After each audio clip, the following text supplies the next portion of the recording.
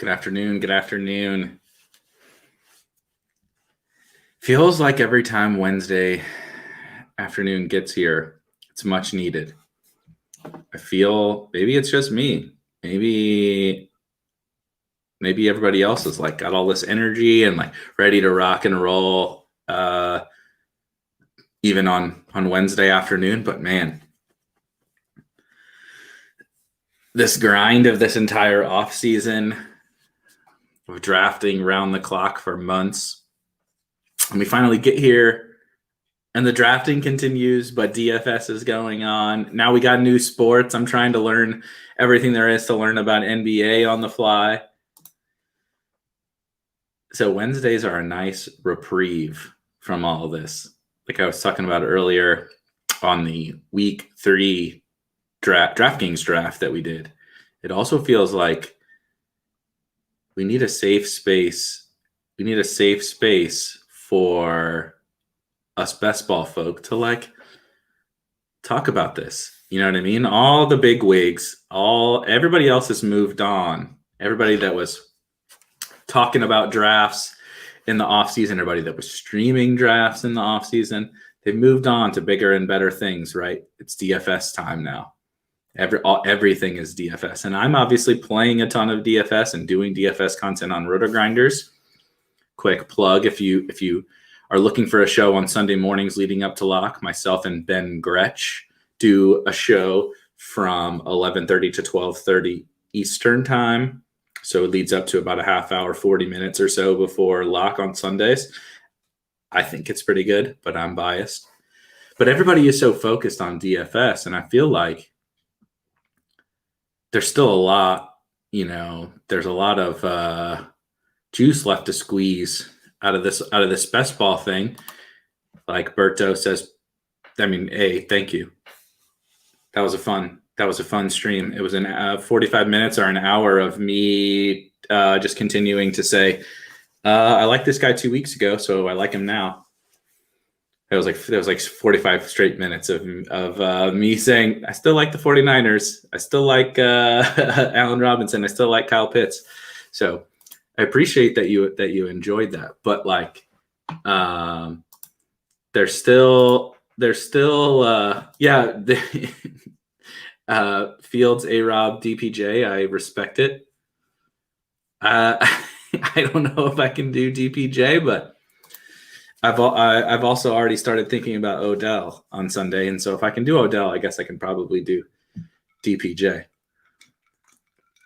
I do kind of think the Fields thing in tournaments. I know this is a best ball show, but we can talk about anything. A couple of weeks ago, we talked about like my former job, where my career path. So I guess we can talk about DFS. I kind of feel like gut take. It's only Wednesday, but my gut take is like Fields might come in a little over-owned in tournaments, which might make his stacking partners a little over-owned. I think there's 3 pretty good ones, and there's some relatively decent bringbacks, right? If you can stomach DPJ or Odell or one of the tight ends. I fiddled around with like Njoku or Hooper or something like that earlier today. But I feel like it's the shiny new toy. Fields is super, super cheap with like not really, there's not value, at least on DraftKings. So I feel like at least on DraftKings, Fields might end up actually being a little over-owned. Like I think people are going to play him in cash. I might play him in cash. So that's a really fascinating situation for best ball. However, if you did watch the stream, about an hour ago or so, I drafted a bunch of Bears. I don't know if that contest is still open. Let me pull that up really quick. But I think it's a great example of a situation in these in-season best ball tournaments. And it is, they opened another one. No way. Is this real? Hold on. Hold on. Let me share my screen. Tell me if I'm losing it. Tell me if I'm losing my mind.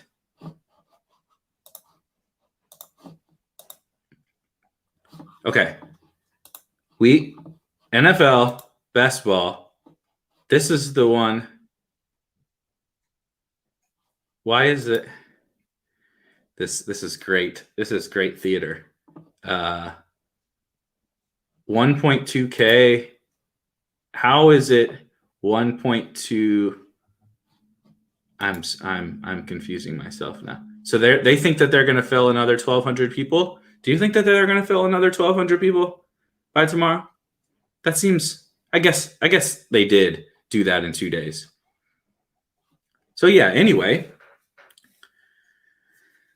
there's a stunner. They dropped another one. So that's fascinating. I'm not hopping in one right now, if that's what you thought was about to happen. It's not happening. But anyway, I think I was talking about the Bears. But the Bears are a great example. This was so funny. Round 2 is open. Encore. There's another. She's real. Yeah, I don't know. I think I might have screwed up the math on some overlay, but I do wonder if they'll be able. I'm interested to see. Basically, I do think people will probably start to pile in tomorrow. And they filled this one that's 30, almost 3,500 in fairly quickly. So yeah, maybe it just felt like maybe more than I thought. Probably because last week there was so much overlay. So yeah, maybe we will still be drafting tomorrow. But anyway, Bears, Fields. I think it's one of those things where for DFS, and this happened last week, but not necessarily for. Well, it did happen for best ball too. For best ball and season long, the markets are so different than DFS. Obviously, there's the pricing aspect, right? But like a lot of the times, the reactions to the same situation in the different markets are wildly different. Elijah Mitchell, right, is going for nearly 100% of fab in season long. And in last week's best ball drafts is like crazy, 4th, 5th round pick. In DFS, he was unowned at $5,000 on DraftKings. Super low owned. Turned out that was the right side, I think. But now I think we've gotten a little bit of the opposite situation. I think Fields is probably going to project really well despite the bad matchup for DFS, at least on DraftKings. But he's gotten a bump. His ADP when we were drafting earlier was like 115, but I would argue that's not high enough now that he's starting. Like the expectation would be that he's not going to give back this job, right, to Andy Dalton. I mean, come on. So now that we know that he's starting, you didn't have to buy him and give away weeks with the quarterback position.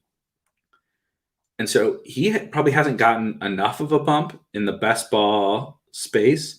And then his weapons have fallen, right? I took A-Rob in the middle of the 4th round or something like that earlier today. Darnell Mooney at pick 125, 130. Cole Kmet is falling. Damian Williams is falling. All of the Bears guys who are most positively impacted by Justin Fields starting, and we now know he's starting. That's been the concern. They're all falling because they played with Andy Dalton for 2 weeks, especially in one not so great matchup. The Bengals might not even be the world's best matchup. But it's very bizarre to me. It's very, very bizarre. Yeah, this is so true. On DraftKings, QBs get pushed up in general. They get pushed up. And then it was these in-season drafts are crazy where basically if you performed well, you get a crazy multiple round spike. Like Kyler's going in the 2nd round. If you performed well, you're going so early, crazy early.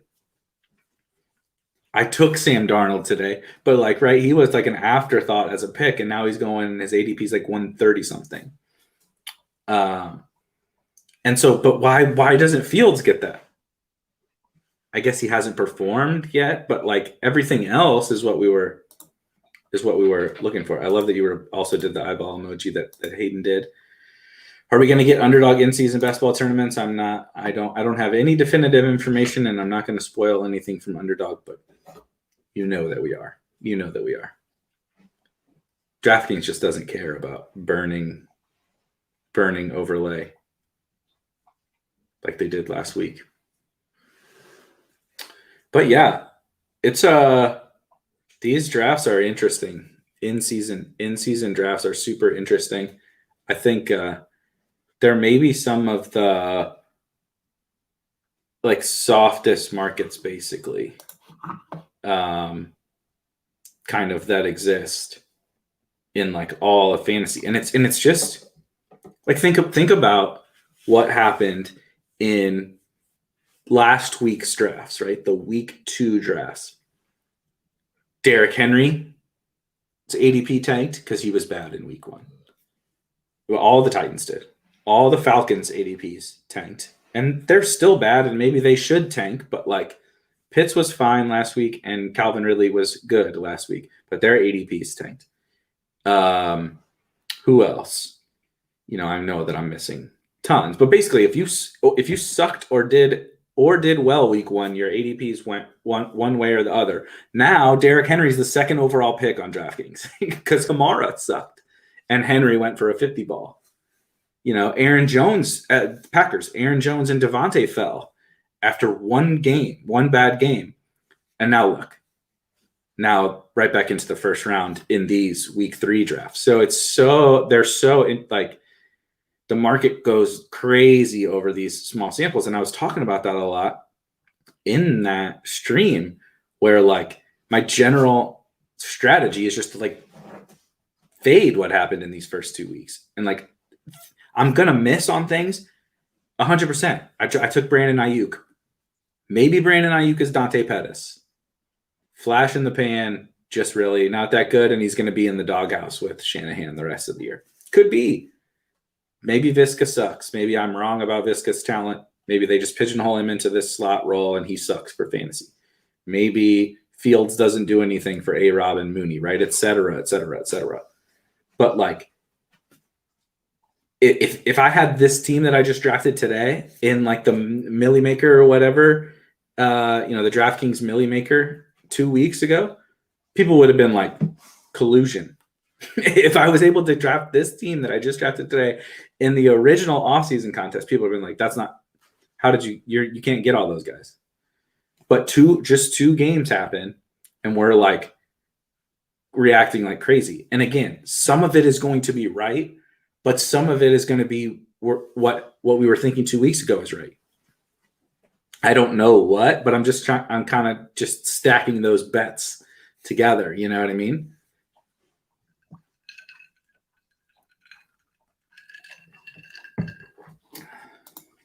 I mean, this is fair, but Matt Nagy has been the coach. Like, I'm worried. I hate Matt Nagy too, but Matt Nagy has been the coach. And A-Rob's had big seasons. He was the coach for Mooney last year, and Mooney got open like it was his freaking, it is his job. I was going to say like it's his freaking job, but it is his job. Mooney got open just like crazy, right? It's just Trubisky and crew could not get him. Foles couldn't get him the ball, right? Cole Kmet looked fairly good last year. Demont smashed with Nagy. So like I agree that with what you said, Jake. Like that's why that's the issue. But I also think is people are just so anchored to the things that they see, right? I was talking to a guy named Ricky in chat that's like breaking down all these things that have happened in the first 2 weeks and like getting so anchored to that for various situations. Like I'm concerned about the Raiders because they did this one thing for a few plays last week. I'm like, sure, maybe that's a reason to be concerned, but like it's a few plays over the course of a 17-game season. Even one game is a small sample over a 17-game season. Even a 17-game season is a small sample. So like things can impact like all that stuff, right? I think probably my favorite example was this past week's Chiefs game. I actually am still crazy bullish on Tyreek Hill. And we saw why in week 1. When the defense doesn't scheme to take him away, he's going to have the highest target share he's ever had because they don't really want to throw to Byron Pringle and Demarcus Robinson and Mecole Hardman. And they definitely, clearly, I'm not sure that they want to throw to CEH and the backs, right? So it's 2 dudes. But last week, a smart defense took Tyreek away, as defenses probably should. And look, it won them the game. But that happens, right? A team takes away Derrick Henry against the Titans, and he has a bad game. But, like, it's 1 game. It's going to be okay. You know what I mean? And the defenses can do things, or game script can dictate, right? The 49ers haven't exploded yet, partially because Jimmy G's the quarterback, and they have no ceiling with Jimmy G as the quarterback because he doesn't throw. All he does is check down and throw screens, and all their running backs are hurt. But they also got out ahead by 1 million points against the Lions. And honestly, the Eagles never really pushed them. The Eagles never really pushed them to, like, really go crazy on offense. And then you have the Ayuk thing, you have the Sermon thing. It's 2 weeks. And so I would rather be wrong not overreacting when the market is overreacting, basically, is what I'm saying. I think that what they threw the ball like 24 times, which you would still hope for more than 1 target from Kmet. But, man, the Bengals are not – the offense – the Bengals are not pushing their opponent to be aggressive. That is one of the more semi-real concerns I have, I think, over the course of the season. Joe Burrow is going to get healthier. Maybe they'll be able to scheme up some better protection, which might actually be bad for Mixon in the passing game, like we saw this past week. I don't know if they'll be able to scheme up better protection. It was really bad. But I think that the Bengals are one of the teams I have greater concerns after 2 weeks. And it's actually not because, like, their pass rate over expectations really, really bad. Their run rate is bad. Well, good for Joe Mixon, bad for the offense. But I think it can change, but like the offensive line can't change. Hey, I know Hayden is in here, and Hayden talks about that with the Dolphins, and that was a concern he had with the Dolphins, and I also had with the Dolphins, but I was willing to kind of like bet on it still because like Tua was super cheap, which RIP Tua, that really sucks. So we may never know if Tua was able to overcome it, but Tua was super cheap. Fuller was wildly cheap. Waddle was cheap, right? Parker was cheap, etc. So I was willing to bet on it with the Dolphins, but through 2 weeks, we've seen the same thing with the Dolphins. They can't protect. And that's a real issue. Like, maybe the biggest issue that can happen for an offense, like, cut everything else out, right? Talent, everything. Look at the Lions. The Lions are able to produce. Like, I was very, very skeptical of the Lions, but the Lions and even Jared Goff are able to do enough on offense when you can pass protect. When you cannot pass protect, you have a number 1 overall pick quarterback, one of the greatest wide receiver prospects of all time in Jamar Chase, T. Higgins, one of the clearest, most obvious second-year breakouts of all time, and a really freaking good slot receiver in Tyler Boyd, and a really good receiving back in Joe Mixon. You can have all of that. And if you can't protect, it doesn't matter. And so those concerns are starting to look semi-painfully obvious with the Dolphins and the Bengals. And so it's like, those are the situations where I feel like I would rather react than, like, dude, come on, Brent. Like, we have enough signal to know that Brandon Ayuk is good. He's not going to ride the pine all year long. Like, I feel fine about that. It's certainly not ideal, but I feel fine about that. I feel fine about Alvin Kamara. I feel fine about Jonathan Taylor. I feel fine about Antonio Gibson. I feel fine about all of that. The offensive line stuff is where I don't necessarily feel fine. And that's where the market, I feel like, isn't necessarily reacting as much. You know what I mean? Let me see here. So if you follow me on Twitter, I had some tweets and a couple of threads yesterday that probably made it seem like I was defending CEH. Basically, I'll pull it up because it's easier to let me share.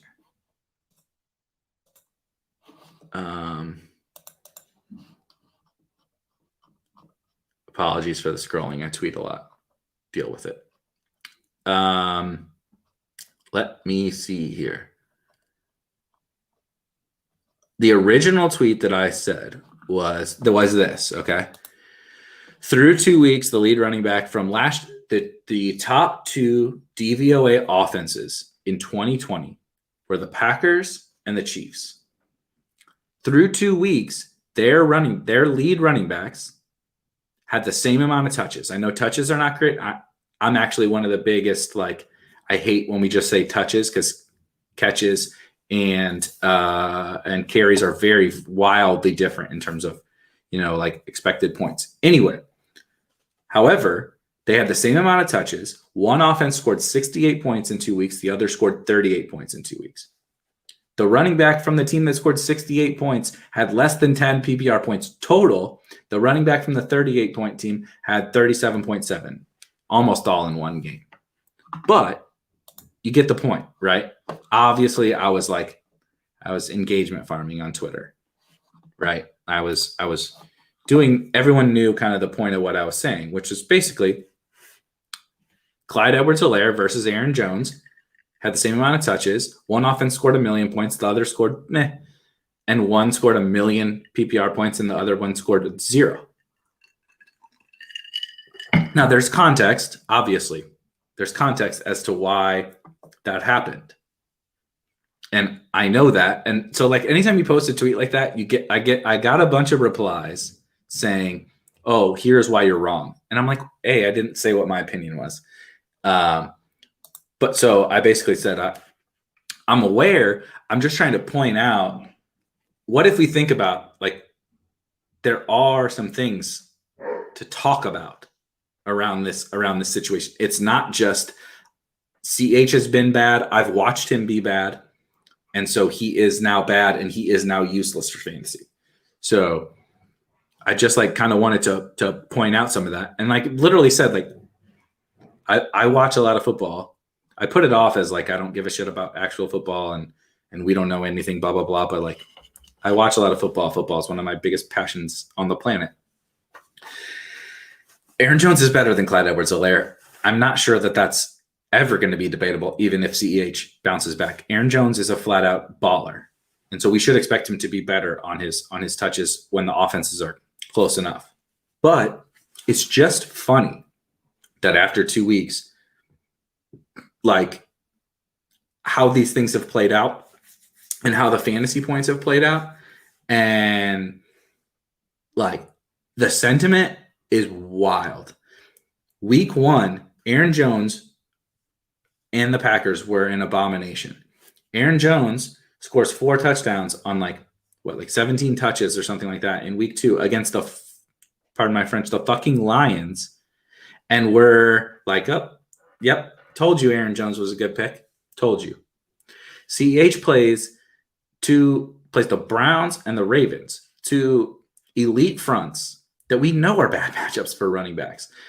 And we're oh my God, this guy's the worst player of all time. Can't play him anymore. They're not throwing the ball. I'm out. I'm out on CEH. And again, my point isn't even that that's wrong. My point is that I don't exactly know what's right. And there are at least enough reasons to believe CH might still be okay. That being said, I never put my case out here on Twitter. I never put my opinion in that whole thing about what I think. And Hayden's point, I've watched CEH enough now. I don't think he's good enough. I don't think he's good enough to produce on what I think he's going to get in this offense. He's going to have some games. Side note, do you remember week 1 of last year? Okay, let's rewind really quick. Damian opts out. Damian Williams, CH was, I don't even remember where he was going, ADP. Damian was still on the team last year, for anyone that doesn't remember, on the Chiefs. Damian Williams. He opts out. CEH shoots all the way up into he's a first-round pick. Psychopaths and like the FFPC are taking him like at the top of the first round. He is a wildly popular pick. On opening night, he runs for like 100 yards. I want to say he scored a touchdown. If he didn't score a touchdown, he got a bunch of goal line carries. Like he basically should have smashed. He had a good game. I'll never forget. Shout out Davis Maddock. He was on CEH. He's a Chiefs fan, so I get it. He posted a tweet, something that was like, CEH, if we redrafted today, CEH would be the 101, right? Yeah, he had 25 carries for 138 yards, 0 catches, by the way, and a touchdown. And he did look good running the ball in week 1 last year. And everybody's like, oh my God, yep, CEH was obvious. Why didn't we just draft CEH with the first overall pick? He's a running back on the Chiefs, dude, and Damian's gone. We obviously remember now what happened to CEH.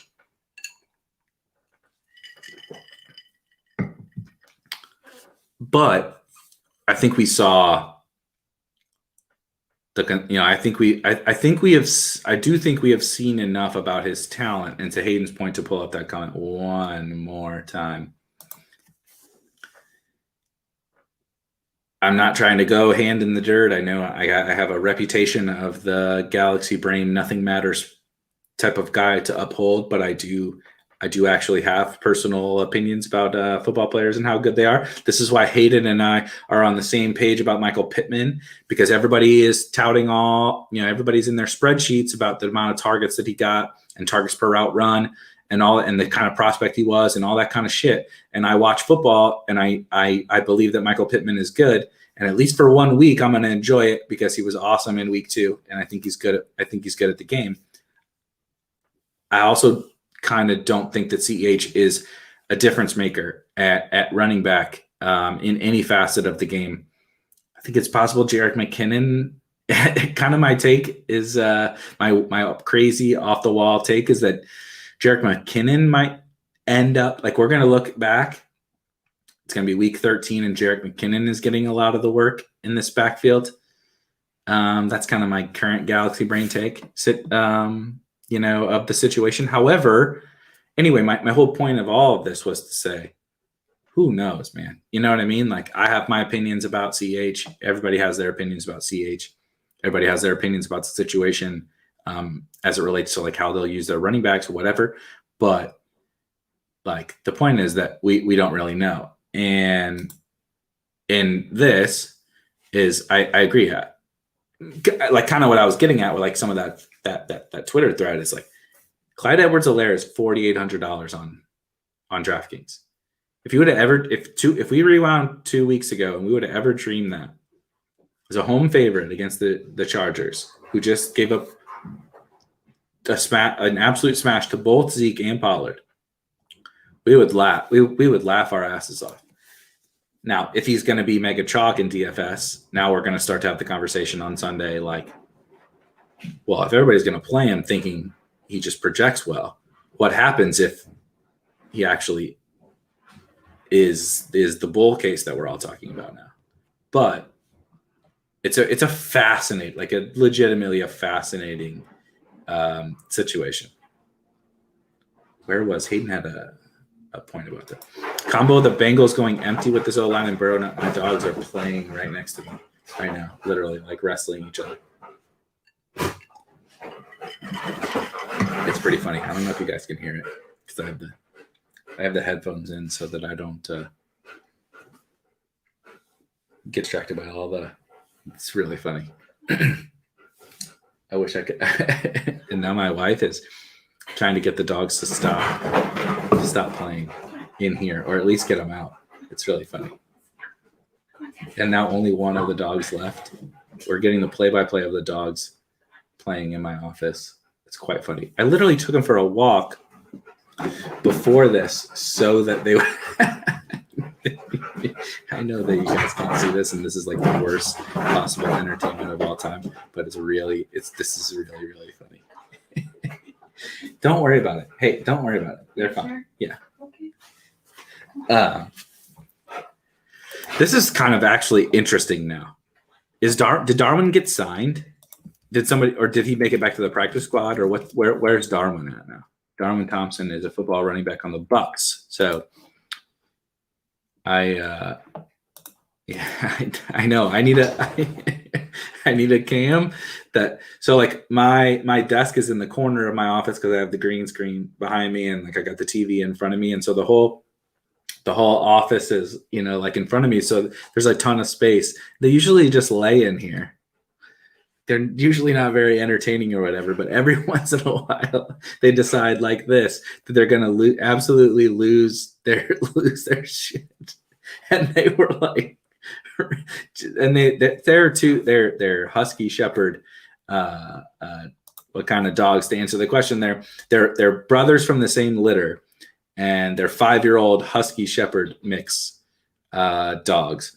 And so they literally have infinite energy and like they wrestle and play with each other and go absolutely crazy. They like run freaking parkour around our house. Like they'll come in and they're like hurdling couches and stuff. And I can't get them to stop. If you have any tricks to get your dogs to stop like doing all this anarchy and running laps around your house, I would love to hear it, because for 5 years no matter training, nothing matters. I cannot get these absolute psychopaths to like that.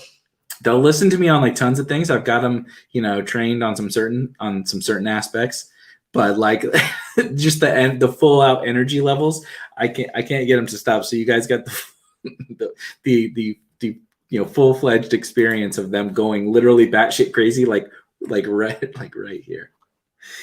Yeah, I know it's definitely not my looks. It's definitely not my football takes. It is counting down the time until the dogs start barking or wrestling each other or running laps or whatever. That's so funny. That is seriously so funny, because you cannot, it's like 95% of times that I would stream. I could do it. I could feed them, take them for a walk, and they would normally nap for like 4 hours straight. And then I'll fire up a stream like right after. They like can't keep their eyes open. But then like the Amazon guy will come and bark, going absolutely crazy. Like no matter when I fire up a stream. I don't know if you guys watched the Eli and Peyton stream of the Monday Night Football game the other night. They had Gronk on, and his dog lost it, like was barking, going crazy while he's streaming on Monday Night Football. And I'm like, oh my God, I feel that. I feel that so much, because these dogs are absolute nuts. Okay, football stuff. We're talking about football.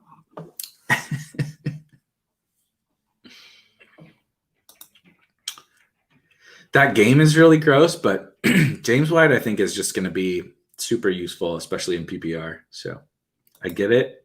Dalvin's not going to be out. Dalvin might be out later this year because Mike Zimmer doesn't give a shit. What was the quote? What was the Mike Zimmer quote? We can look that one up really quick too. Mike Zimmer, Dalvin Cook.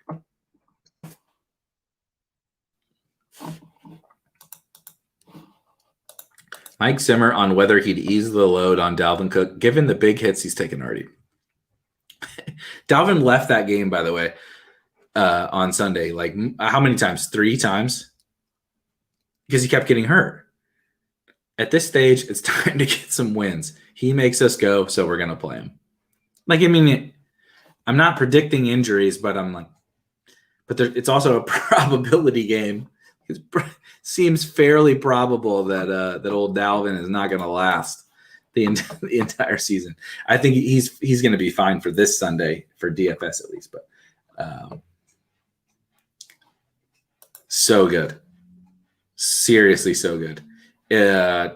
And again, as a football bro, and like loving the X's and O's and the strategy and stuff like that. And even if you're not like a big football bro and super into, when they're talking about coverages and audibles and different things like that, like I learned stuff. Like, I mean, I feel maybe biased, like, ignorantly or arrogantly, like I know a little bit more about the X's and O's of football just because of how I grew up and playing football for such a long time.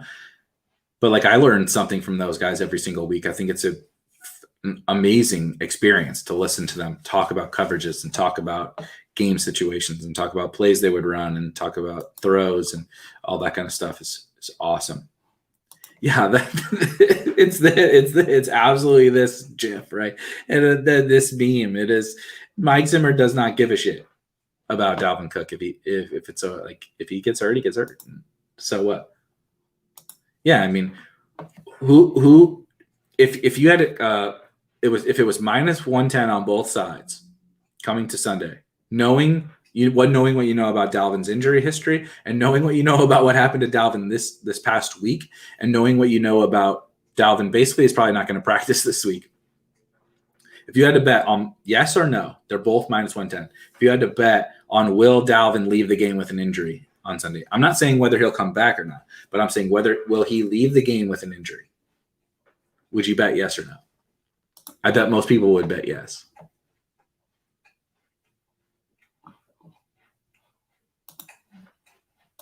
Yeah. I mean,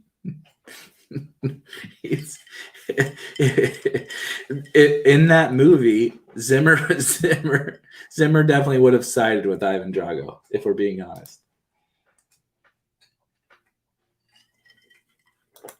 Yeah, same. And the broadcast is so good. I hope they don't get rid of it. Finish the best ball draft on DK. I feel like IR is really making some guys drop way too much. Okay. One counterpoint. I wouldn't take Judy.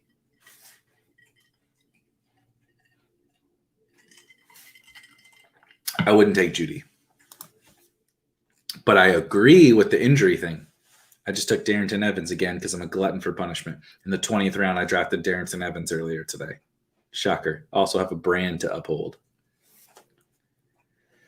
Some of us care a little bit more about the brand than making money. And that's the guy with a lot of Darrington Evans. Can you hear that? Can you hear that drink being poured? I'm not doing the Peter Overzet ASMR because ASMR with coffee is a little classier than ASMR with whiskey. Yeah, I feel like it would be like minus 200 for Dalvin leaves with an injury, right? Because it wouldn't require. That's a fascinating. I need much sharper odds makers than I to dive into something like that because it doesn't require him leaving for the rest of the game. I'm not saying like a serious injury. I'm just saying like limps off to the sideline is like a heavy favorite, I think. Yeah. So even if Dalvin misses Madison, it's not a lock. He would be a good play though, because they cut Abdullah. Speaking, Hayden in the chat. Hayden and I had talked about this a long time ago about Madison. Like I'm heavy on Madison for a lot of the reasons we talked about here. But we did a stream on there. I think on the Underdog. You'd have to remind me if I'm wrong, Hayden. But on Madison, and like I do think Madison's. I had concerns, just like everybody on the planet did, with the fact that Madison is still potentially somewhat of a game script dependent player if Dalvin goes down, right? He may not be 100% snap player because they had Amir Abdullah and they have Kenny. In Conway, and I don't know how to say the kid's name out of Iowa State. I always just say the kid from Iowa State. But like also the point is like he's not. It's like he's a smash basically. If Dalvin gets hurt and his ADP was not reflected in such a manner that like he is this dogs again. He is a smash. They like Madison. That's the point of the story. Madison is still such a smash if Dalvin misses time. However, the DFS markets, particularly on DraftKings, know that. they are in tune with that. However, the issue last year was that Amir Abdullah was on the team, and he ended up being the guy. And now the game that they lost when Madison was the chalk, when Dalvin missed, was like mega fluke. And as someone who plays contrarian DFS like tournaments, I didn't have Madison, and that was glorious. But Amir Abdullah is gone, and I believe Cousins threw. I know he threw a pick six in the first half. I think he threw like 3 first half picks or whatever in that game against Atlanta, I believe it was. And it was like kind of like just total fluke that Madison got scripted out of that game. And so, if Dalvin misses, it's wheels up Madison, I think. And like I said, Abdullah got cut, right? I think Abdullah got cut. And yes. Well, it's week 3, dude. I'm still fine. Can someone tell me what's going on with Darrington? What's going on with anybody on the Titans? What's happening? Our pets' heads are falling off. What is going on? The guy Darrington got hurt in the first of all. Darrington got hurt on the first series or the second series, one of the first series of the first preseason game, after looking like a boss. He looked awesome, and he handled every snap. He was amazing. He was the best. You'll never convince me. I went so heavy on him because of business and branding purposes. I would never tell anyone else to draft, like 50% Darrington. However, he was the best pick in fantasy, later round pick in fantasy, in my opinion. He gets dinged up, comes out, and he's like saying he's fine. He specifically was saying that he's fine. Like a couple days before the season started, he goes on short-term IR. Out of nowhere with no injury update. We don't even know what's wrong. They say knee. He was grabbing his hammy, and they say it's his knee, but we don't know what's wrong. He goes on IR. They don't give us any update. It's about to be short-term IR is about to be over for Darrington, but we have no updates. What is happening? I just want to know. This is what I'm saying. I did a stream last Friday, a week ago, this coming Friday, with Peter Overzet. We actually kind of talked about this, as weird as it sounded. It was a DFS stream, but we were saying basically, look at the role that Jeremy McNichols has, which is not significant. It's not really that big of a deal, but you think about the fact that they have another guy they're mixing in that backfield, and with the state of the Titans and some of the potential game scripts they're going to be in, blah, blah, blah. It's not out of the realm of possibility, which was the thesis of the play, that you would have gotten some usable, it's legitimately possible you would have gotten some usable weeks out of Darrington, even with Derrick Henry healthy. That's not an absurd thing to say, no matter what anybody tells you.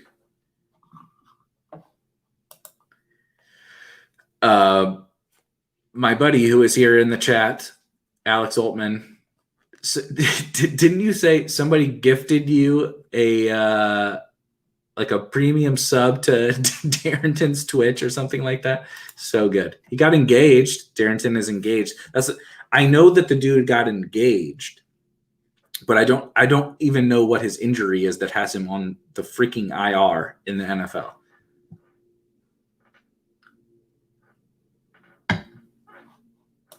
He's a sub, see, to Darrington's Twitch stream.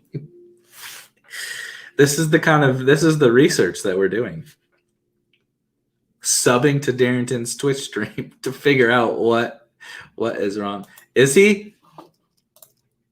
Hold on. You're getting me all hot and bothered here, Hayden. Darrington Evans. The first hold on. All right, we're gonna share this now because this is funny. Share my screen.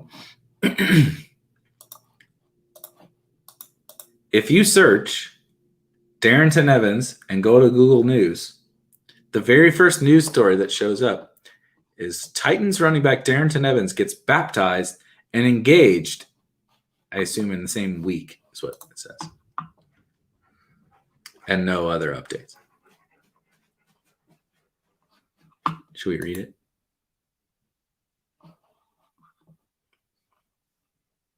I agree. It'll sustain your life. This is the kind of hard-hitting analysis you get on Spike Week. Darrington Evans, go to the link above. What's the link above?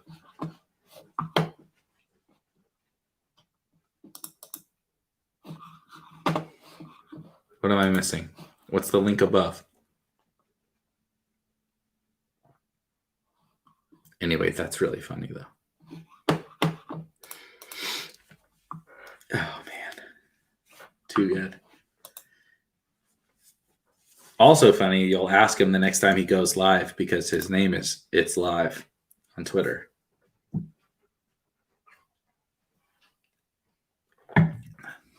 See, the people give up too quick.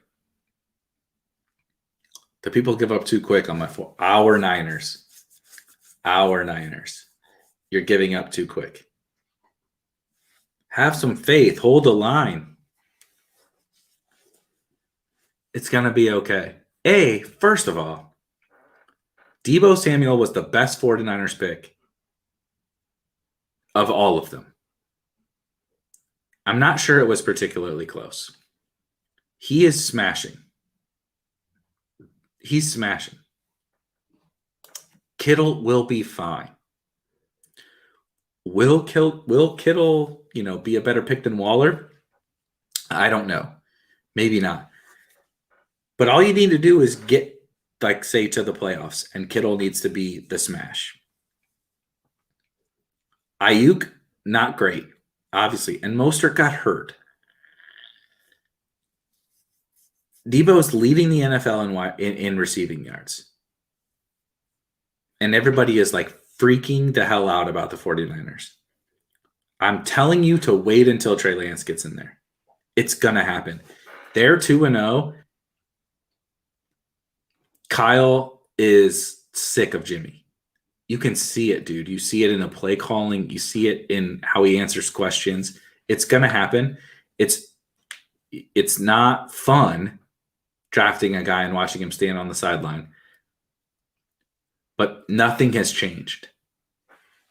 They also have – people talked a lot about in the offseason about the 49ers, they could start,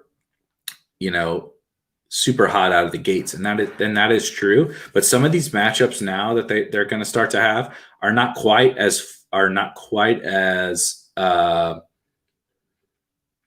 not as much optimism around playing the Cardinals. Cardinals look great. Seattle looks great. The Rams look great. And they're playing those teams coming up. And the Packers, right?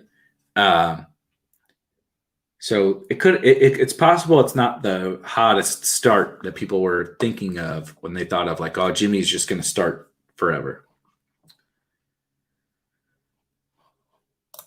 Oh, I haven't given up on Sermon. Yeah, I haven't given up on Sermon either. I mean, the concussion is unfortunate, but I haven't given up on Sermon. Let's go. September 15th. Oh, baby. He's been practicing for a week. We're good.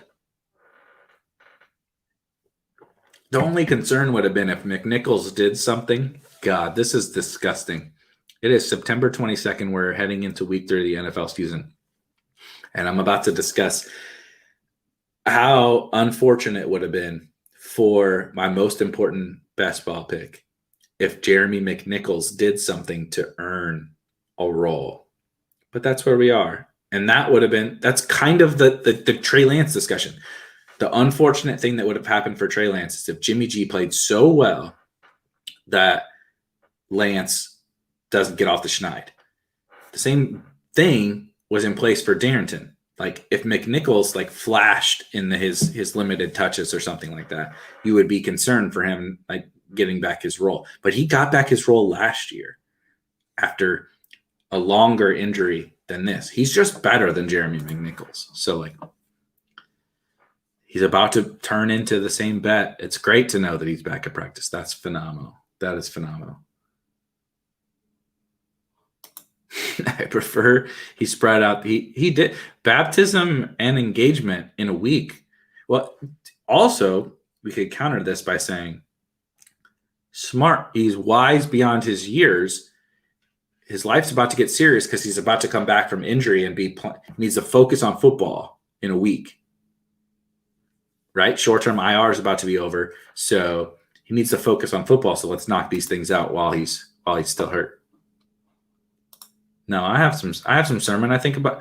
I mean, if you think at all like me, or you listen at all to me, which I don't know if that's smart, but if you listen at all to me, you have all the 49ers, which the Mostert stuff really sucks, but and the Ayuk stuff sucks. But you have all the 49ers because the bet was just on the 49ers.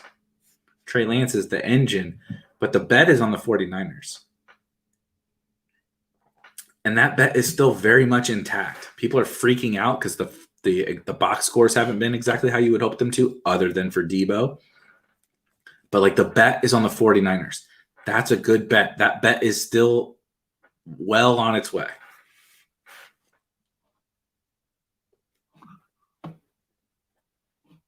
Yeah, I mean, what can you do, man? Mostert got hurt super early, and Sermon got hurt on his first snap. We'll never know. I mean, maybe we'll never know. Sermon, at least it was just a concussion. That sounds bad, but at least it wasn't season-ending or anything. Yeah, this is a great point. They won against the Eagles. It wasn't pretty. It wasn't because Jimmy was, carrying the offense. He's not good. He's still not good. Nothing has changed. So I'm not concerned yet.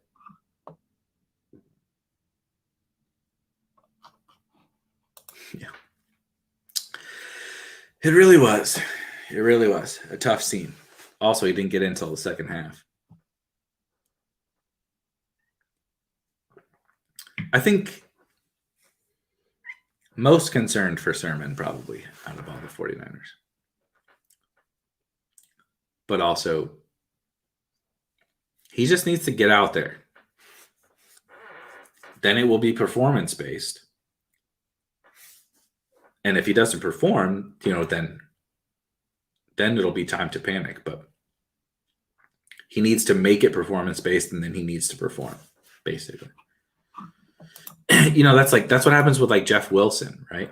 Jeff Wilson never gets a huge opportunity for the 49ers. Jerick McKinnon didn't get a big opportunity for the 49ers last year, but when it came time for him to get his opportunity, they earned it. Jeff Wilson earned more playing time, and then he got hurt, but they earned more playing time. That's what you have to do in a Shanahan offense. See, dog agrees. Sermon practice on a limited basis. That's good. It's positive news. That is true. Sermon's going to be Kareem Hunt. Now we know. At least we figured that out. The 1-to-1 comp that Sermon is going to be Kareem Hunt. I do still. I'm not throwing in the towel.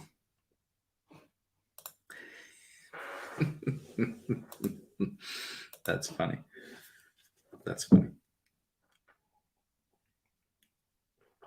All right. We're closing in on close to the end. What I want to hear more than just the 49er stuff is what biggest thing that has happened that's a positive for you in terms of like your best ball portfolio, or takes that you had coming into the season that you like now feel stronger than ever about, right? Like I was bullish on Cooper Kupp. Cooper Kupp was one of my favorite, third or fourth round wide receivers. I was really high on his upside. I personally now feel even stronger about that. I feel like, that's one of the things that I feel like, wasn't a fluke in 2 weeks. What are the things that you feel like that about? And then what's the opposite end? We just talked about some of the 49ers stuff. What is the thing that you were on this guy and now you feel like you're out on this dude, not even necessarily out on this dude, but you have like very, very real concerns about that. Sermon is definitely one of those guys for me. You have very real concerns about CEH is definitely one of those guys for me. I'm trying to think about another good example of that one for me. Darrington, that doesn't really count. He's a late round running back and he's been hurt. I can pull up maybe my exposure would be a good one to pull up underdog and look at exposure and see. Nope.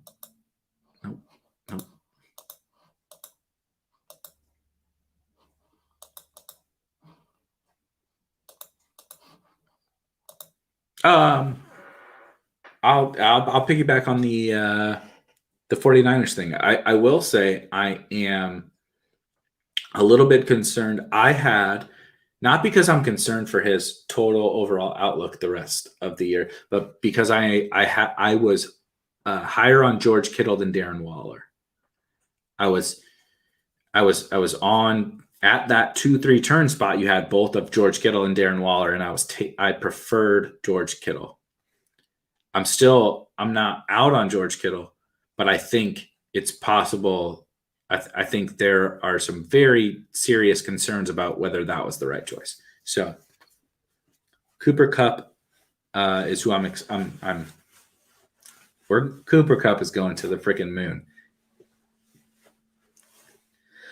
An alpha in a McVay offense with Stafford. I'm excited for that. Not excited for having a lot more Kittle than Waller. This is a really good one. Yeah. This is also one I'm very excited for is Mike Williams. Was on Mike Williams. He was one of my, guys I was taking a stand on this year. Pretty good start for old Mike Williams. Hodl. Yep, got a hodl. Good call. Tua. Again, that's injury though. That I don't want to lump that in. I have a lot of Tua too. My highest owned quarterbacks are all the mid to late round young guys, basically. Lance, Fields, Lawrence, Tua, Wilson, Darnold. That's all my highest owned quarterbacks. I have some Kyler, I have some Josh Allen, I have Lamar, whatever. But the staple of my draft strategy was those guys, and Tua was actually a fairly significant part of that. So, but I don't. That doesn't count. He got hurt. That's different. Fair, very fair. I'm trying to think of a counter to this, but those top six look pretty good. Fant looks reasonable. The issue is that the priority punt targets haven't done anything yet. I'm still hopeful for Cole Kmet, who's I think he is my highest owned tight end. But I have a lot of Kelsey. I don't have enough Waller, so I definitely I'm concerned with that. I have a lot of Pitts, which I feel fine about. Tons of so I'm trying to think. Sorry, think this through. Kelsey, I did do Kittle over Waller, which hurts. Pitts, I still feel fine about. I actually don't have a ton of Andrews. I got a little lucky in that I got talked into Hawkinson over Andrews, so I have more Hawkinson. But not having my focus on those, like literally making it a much bigger priority to have one of those guys. And I have a ton. I did make it a priority to value the elite tight end, but I almost feel it definitely feels like we should have just went borderline all in on that. It feels like that right now. Again, it's 2 weeks. Noah Fant could break out. Cole Kmet could break out. Whatever. But it definitely feels like that for sure.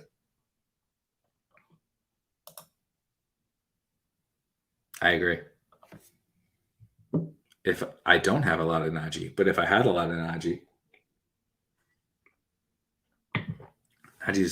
I'm not going to get into the Najee hatred because he's one of the most interesting examples of the bull case was so very, very clear and it made total sense.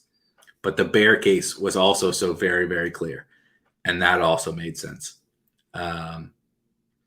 So, it is what it is. And both cases have kind of been almost right so far. You know what I mean? And so we'll see how it plays out. But I think the efficiency, I don't know where it's going to come from. No.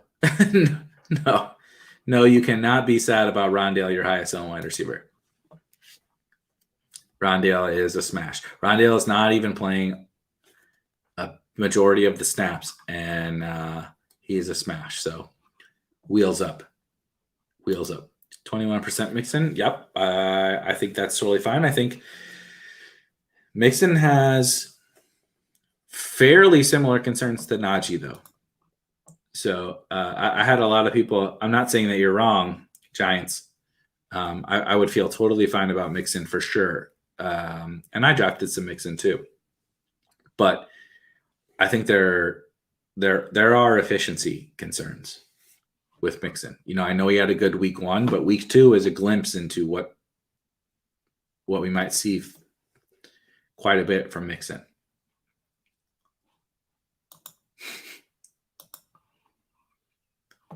Ooh, this is a good call. Yeah, towards the end of draft season, plugging some content. I did Friday shows with Davis Maddock where we just kind of talked about like the state of best ball and everything.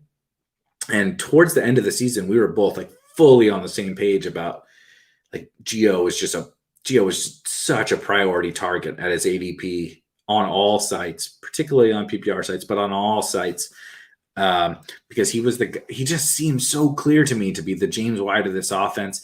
And like with kind of how incompetent Rojo and Lenny could be, he could become James White and then some is what I thought. I'm not even saying Gio is that good, but like it basically is like the lesser of three evils. You know what I mean? Like Rojo just keeps screwing up. Fournette keeps screwing up. Neither of them are all that good.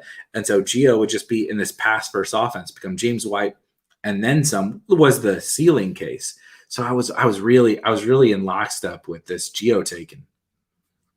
It's not good through 2 weeks. It's not good.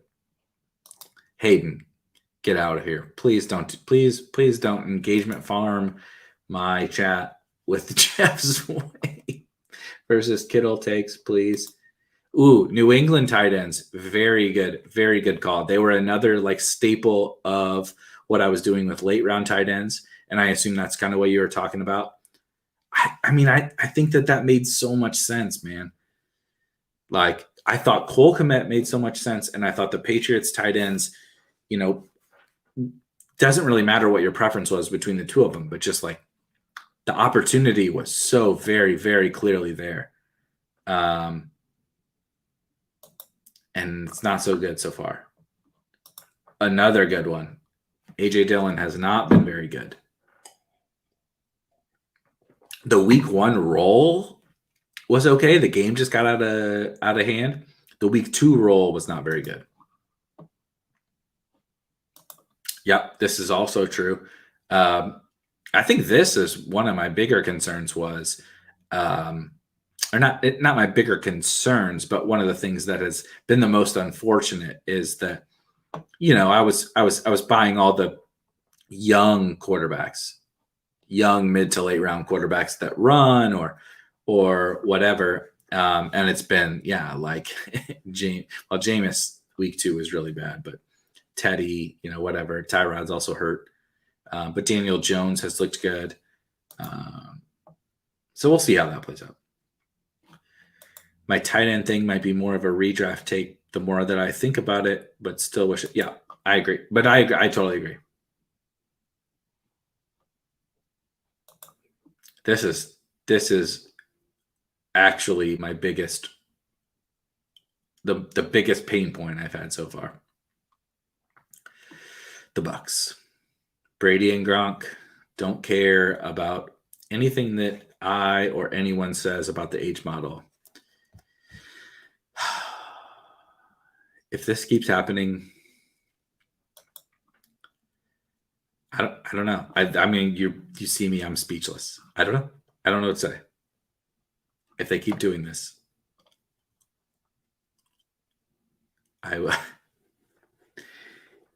someone's gonna have to look after my dogs. If Brady has 9 touchdown passes, Gronk has 4 touchdown catches. If they keep doing this, I'm gonna move into a Motel 6, and my dogs are gonna need new owners. So please, Gronk, please stop. Take some snaps off. Let OJ catch one. Let Brake catch one. That would be nice. Didn't get much Judy, but that's the one thing I'm like, yeah.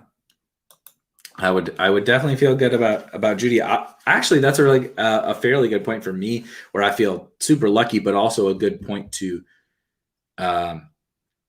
draft.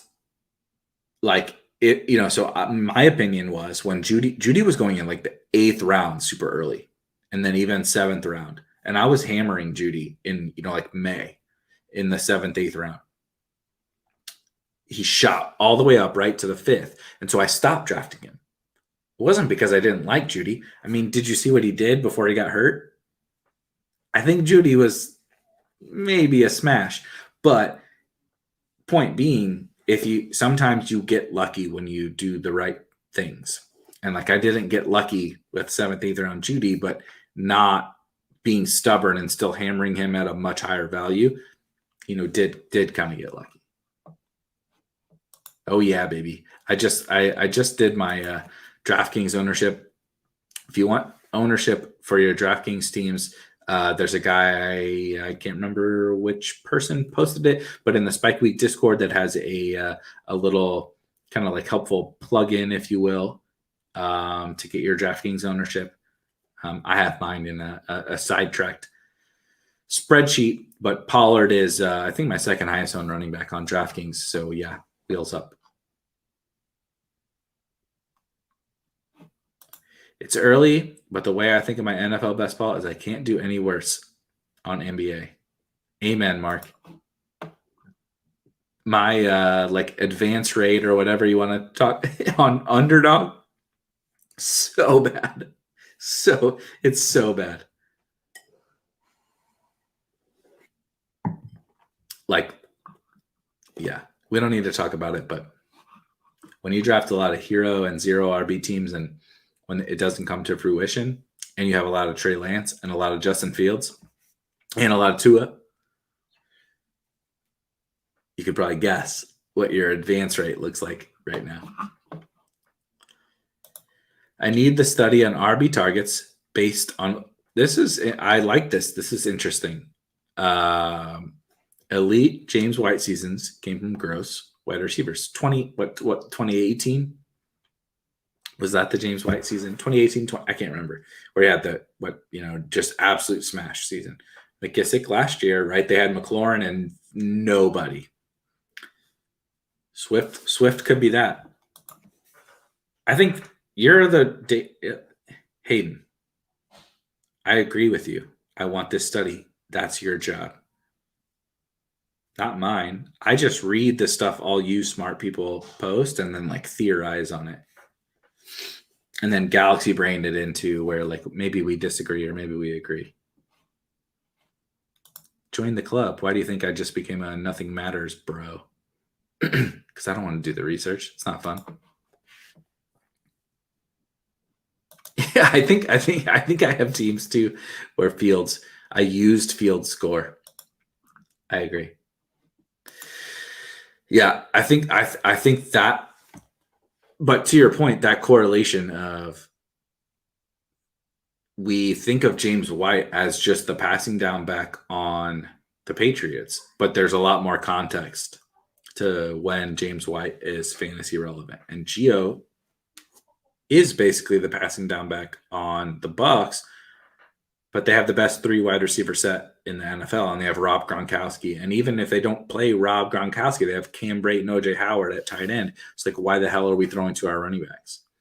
Arians even said it's also not the same scheme. And Arians even said something like that a week or two ago that was basically like,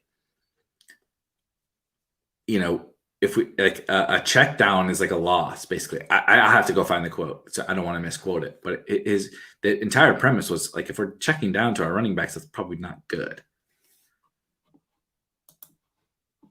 Yeah, I mean the Bucs are also just like awesome. Another like, I mean, add it to the list, bro. If I had $1 for every bad take I've had this offseason, I wouldn't have to do this to get paid by my employer because I would like already be rich. Maybe $10.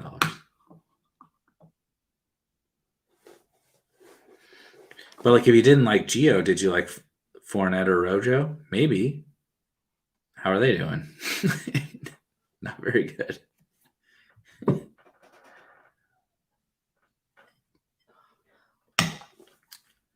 All right, guys. Our timer's at 1 hour and 12 minutes. This was a lot of fun. As always, we'll be back next week with another happy hour tomorrow at noon Eastern time. We're going to be doing an NBA best ball draft on Underdog. Shout out Hayden. Shout out Underdog Fantasy. We're going to be doing an NBA draft tomorrow. And I might mix in another NFL week 3 best ball tomorrow now that they have another contest launched. But Drafters leaderboard is up. Do you want me to pull it up? I'll pull it up before we log off. Let's do it.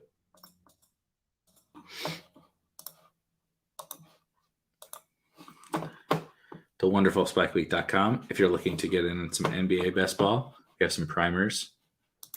Let's look at the leaderboard.